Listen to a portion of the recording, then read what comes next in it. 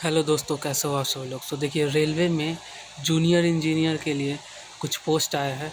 ठीक है, ये पोस्ट 14 अगस्त को ही आया था और 13 सितंबर तक इसका अप्लाई डेट है। तो अभी भी अप्लाई डेट है, आप अप्लाई कर सकते हैं इसको। मैं आपको नोटिफिकेशन दिखा देता हूँ। यहाँ पे देखिए, हाँ, यहाँ पे देखिए, ओपनिंग ऑफ ऑनलाइन एप्लीकेशन 14 अगस्त और 13 सितंबर तक अप्लाई कर सकते हैं आप। ओके, यहाँ पे देखिए नेम ऑफ द पोस्ट दिया गया है, various post of junior engineer and depot material superintendent. Okay, level 6 का जॉब है। इनिशियल पे यहाँ पे दिया गया है। एज लिमिट दिया गया है 18 से 33 साल और टोटल वैकेंसी जो है वो 3993। ठीक है, यहाँ पे देखिए मेडिकल फिटनेस के लिए दिया गया है कि आपका मेडिकल फिटनेस लेवल कैसा होना चाहिए।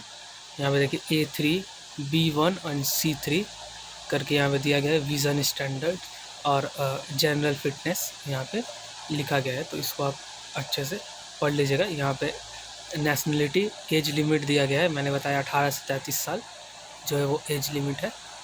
और जो कैटेगरी वाइज रिलैक्सेशन वो भी आपको मिल जाएगा इसमें। एजुकेशन क्वालिफिकेशन यहाँ पे आप देख सकते हैं कि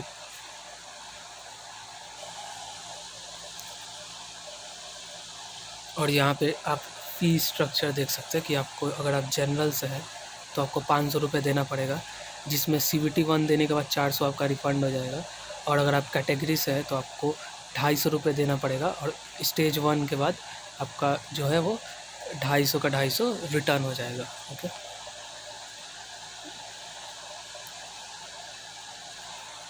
यहाँ पे देखिए आपका रिक्रूटमेंट प्रोसेस दिया गया है कि आपका किस तरह से, मतलब क्या क्या प्रोसेस होगा। तो सबसे पहले CVT 1 होगा, उसके बाद CVT 2 होगा, उसके बाद DV होगा और उसके बाद मेडिकल होगा। तो ये 4 प्रोसेस से आपको गुजरना पड़ेगा।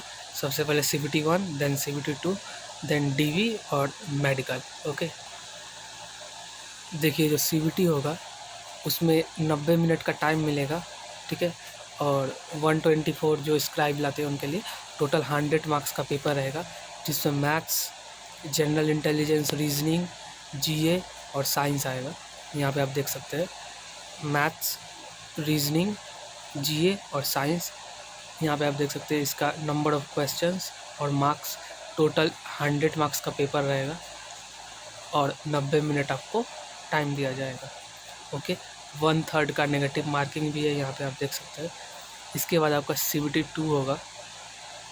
CVT 2 में आप देख सकते हैं general awareness, physics and chemistry, basics of computer, basics of environment, pollution, technical ability. तो ये टोटल आपका 150 मार्क्स का पेपर रहेगा, जिसमें आपको 120 मिनट दिया जाएगा। इसमें भी 1/3 का नेगेटिव मार्किंग रहेगा। ओके, अच्छा, यहाँ पे डिसिप्लिन मैपिंग टेबल दिया गया है, इसको भी आप पढ़ लीजिएगा। ओके, यहाँ पे आप देखिए जो टोटल नंबर ऑफ़ पोस्ट है, यानी किस डिपार्टमेंट से कितना पोस्ट आया है और कौन सा डिपार्टमेंट है, उसका पूरा डिटेल्स यहाँ पे दिया गया है। आप देख सकते हैं पूरा डिटेल। अच्छा, इसमें आपको पोस्ट नहीं दिखेगा, इसमें आपको जो जो डिपार्टमेंट में वैकेंसी है वो दिया गया है।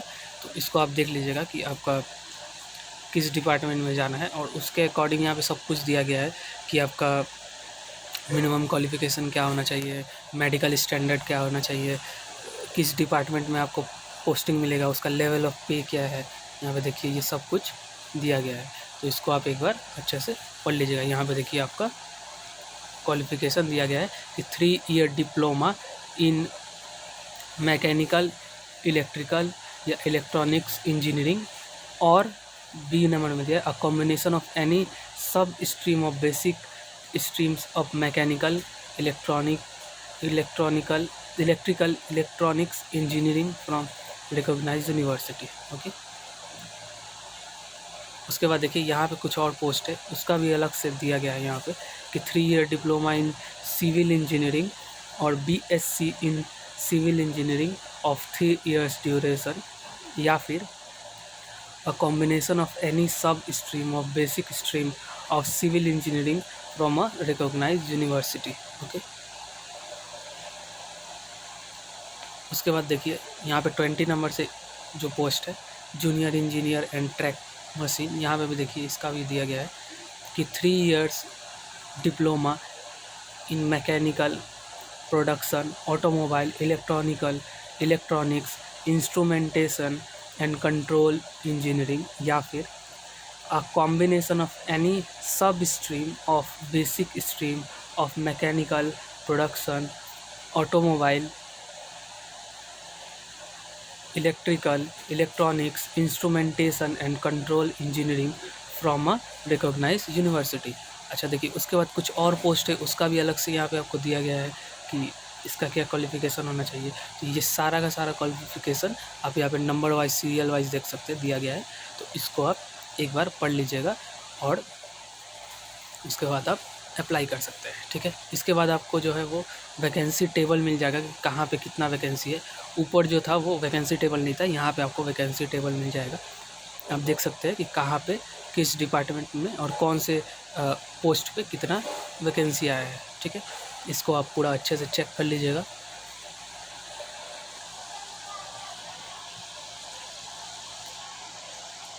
एंड इसके बाद जो है वो आपका जो कास्ट सर्टिफिकेट बनता है उसका फॉर्मेट दिया गया है कि कास्ट सर्टिफिकेट का फॉर्मेट जो है वो आपका कैसा होना चाहिए। ओके, यहाँ पे रुकिए मैं आपको दिखा देता हूँ कास्ट सर्टिफिकेट का फॉर्मेट।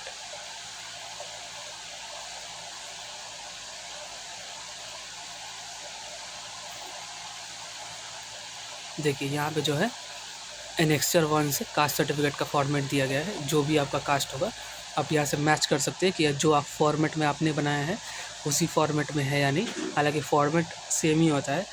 जब आप स्टैंप लेते हैं तो रेलवे में जो स्टैंप लगता है, जैसे जो हायर अथॉरिटी का स्टैंप लगता है, सब डिविजनल ऑफिस का जो स्टैंप लगता है, तो वो मैच कर लीजिएगा कि आपका स्टैंप जो है वो ठीक है या नहीं। बाकी सब फॉर्मेट सेम ही होता है। ओके, तो यही था एक छोटा सा अपडेट। सो इस ये पीडीएफ आपको रेलवे का ऑफिशियल वेबसाइट पे मिल जाएगा। इसको पढ़ लीजिएगा और अगर आप एलिजिबल है तो इसके लिए अप्लाई कर दीजिएगा, ठीक है। लास्ट डेट है 13 सितंबर। Okay, thank you.